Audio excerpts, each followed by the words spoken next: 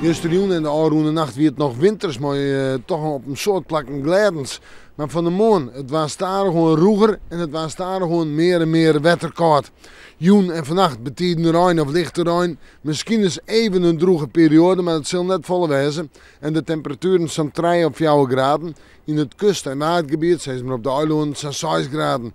En de wind die draait naar het westen, zwak of matig, net volle wind vannacht. Maar dat zal de komende dagen wel oors worden. Morgen dag maar bewolking uit en terug Rijn of lichte Rijn. In de midden staan gewoon die buien.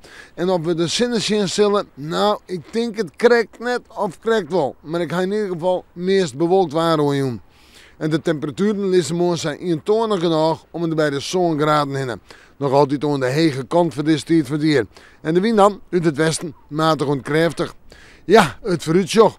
Op vrijdag een dag met winterse buien, dat begint al morgen en morgen nacht. Maar komen ze op tonger, hagel en dan komen ze op wierte sneeuw.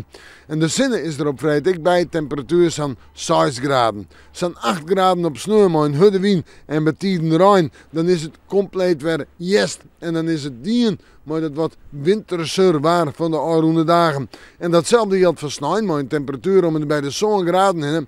Maar dan een hudde onstwarmige wind in het kust- en waardgebied. En ik op sneeuw een aantal pittige buien.